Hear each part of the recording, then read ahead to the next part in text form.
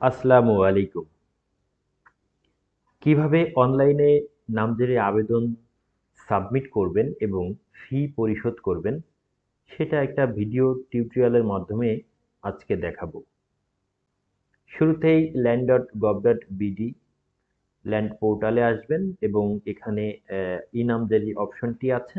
ই-নামজারি অপশনটিতে ক্লিক করবেন। ই-নামজারি অপশনটিতে ক্লিক করার পর এখানে দুইটি অপশন আছে, একটা অনলাইনে আবেদন সাবমিট করার অপশন আর একটা হচ্ছে আবেদন ট্র্যাকিং করার অপশন। আপনি যদি নতুন আবেদনকারী হয়ে থাকেন তাহলে আপনি অনলাইন নামজারি আবেদনের জন্য এখানে ক্লিক করবেন এবং যদি আবেদন সাবমিট করে থাকেন তাহলে আপনার আবেদনটি ট্র্যাকিং করার জন্য এই অপশনটি চুজ করবেন। তো এখন আমরা নামজারি আবেদন এর জন্য এখানে ক্লিক করব। এখানে আমাদের একটি নামজারির আবেদন ফর্ম চলে আসছে। এই নামজারি আবেদন ফর্ম অনুযায়ী আমরা আবেদনটি সাবমিট করব। এখানে ফর্মটি চলে আসছে এবং ফর্মটি আমি পরিপূর্ণভাবে পূরণ করেছি।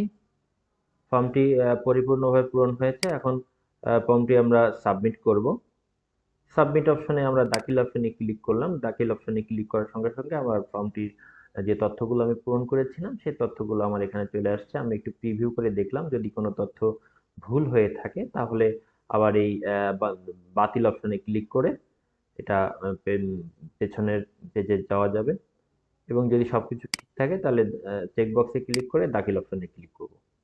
তো দাখিল অপশনে ক্লিক করলেই আমাদের এখানে আবেদনের টোটাল তথ্য চলে আসছে। আবেদন ফি, কোড ফি 20 টাকা, নোটিশ জারি ফি 50 টাকা। আবেদন ফি প্রদান করার জন্য নিচে যেকোনো একটি বাটন সিলেক্ট করে অগ্রসর বাটনে ক্লিক করতে হবে। এখানে দুইটি অপশন আছে, মোবাইল ওয়ালেট এবং ইন্টারনেট ব্যাংকিং। মোবাইল ওয়ালেট হচ্ছে নগদ এবং রকেট। এখানে ক্লিক করার সঙ্গে সঙ্গে আপনার মোবাইলে একটি ট্র্যাকিং আইডি যাবে এবং সেক্ষেত্রে ওই ট্র্যাকিং আইডিটা দিয়ে আপনি নগদ অথবা রকেটের মোবাইল অ্যাপ থেকে ওটা পেমেন্ট করতে পারবেন।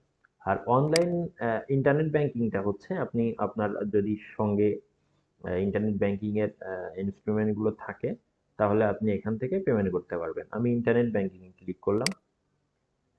ক্লিক করার পরে আমার এখানে জাতীয় পরিচয়পত্রটা ভেরিফাই করতে হবে, কারণ হচ্ছে বাংলাদেশ ব্যাংকের রুলস অনুযায়ী চালান জেনারেটের ক্ষেত্রে আপনার জাতীয় পরিচয়পত্র বাধ্যতামূলক। তো এখানে আমার জাতীয় পরিচয় যে নম্বর যেটা ছিল সেটা আমার অটোমেটিক মোবাইল ফর্ম থেকে চলে আসছে। আমি শুধু এখানে ডেট অফ বার্থটি বসিয়ে দিচ্ছি, দিয়ে আমি যাচাই বাটনে ক্লিক করলে আমার তথ্য চলে আসছে এখানে এবং পরবর্তী বাটনে ক্লিক করলে আমার পেমেন্ট গেটওয়েগুলোর চলে আসছে। এখানে আমি কত টাকা পেমেন্ট করব সেটা আমার বিস্তারিত রয়েছে। কোড ফি 20 টাকা এবং নোটিশ জারি ফি 50 টাকা, মোট 70 টাকা আবেদন ফি। এখানে আমি অ্যাপের মাধ্যমে পেমেন্ট করতে পারবো, উপায়, নগদ, বিকাশ, রকেট, যেকোনো একটা মাধ্যমেই পেমেন্ট করতে পারবো।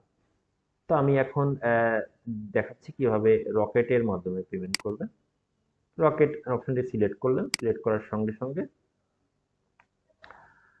আপনার রকেটের বিস্তারিত যে তথ্য আছে সেটা এখানে দিতে হবে। মোবাইল অ্যাকাউন্ট ইনফরমেশন এবং পিন, আপনার রকেটের যে পিন নাম্বার যেটি আছে। তারপরে হচ্ছে সাবমিট বাটনে ক্লিক করলে একটি ওটিপি যাবে। ওটিপি ওটিপি এখানে দিয়ে সাবমিট করলেই আপনার আবেদনটি সাবমিট হয়ে যাবে। আপনি যদি মনে করেন যে এখন আবেদনটি আমি পরে পেমেন্ট করব, সেক্ষেত্রে আপনি যে কাজটি করবেন সেটা আমরা এখন দেখাবো।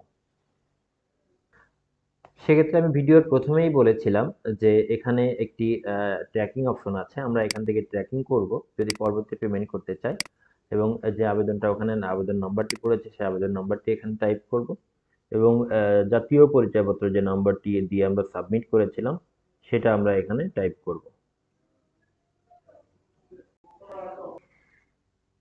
এখানে আমি আবেদনটি ট্র্যাক করলাম। এখানে আমার আবেদন নাম্বারটি চলে আসছে এবং আবেদনকারীর নাম যেটি দিয়েছিলাম সেটি চলে আসছে। বর্তমান অবস্থা হচ্ছে আবেদন নামজারি আবেদন দাখিল, অফিস সহকারী।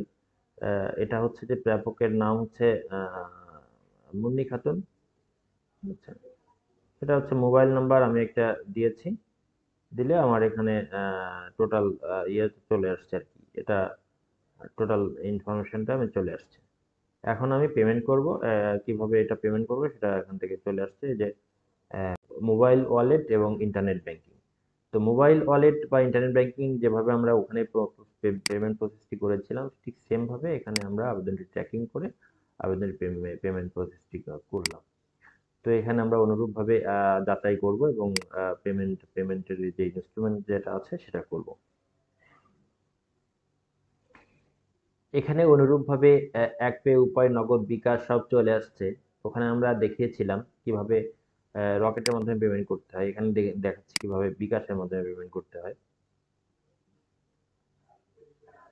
ক্লিক করলে এখানে বিকাশের পেমেন্ট গেটওয়ে সাইডে চলে আসছে। আমি বিকাশ নাম্বারটি এখন আমি টাইপ করব। তারপর হচ্ছে আমার একটা ওটিপি আসবে, ওটিপি দিব এবং আমার পেমেন্টের যে পিন নাম্বার যেটি আসবে সেটি পিন নাম্বার যেটি আছে সেটি আমি পেমেন্ট করব। তো কনফার্ম করলে আবেদন ফি পরিশোধ হয়ে যাবে এবং কনফার্ম করলে আবেদন ফি পরিশোধ হয়ে যাবে এবং আবেদনটি উপজেলা ভূমি অফিসে সাবমিট হয়ে যাবে। 2 কর্মদিবসের ভিতরে আপনি এসএমএস এর মাধ্যমে এই চালানের ইনফরমেশনটি পেয়ে যাবেন। ধন্যবাদ। এই ছিল। আশা করছি এই টিউটোরিয়ালটি দেখে খুব সহজে আপনারা নামজারি আবেদন সাবমিট করতে পারবেন। আসসালামু আলাইকুম। ভালো থাকবেন।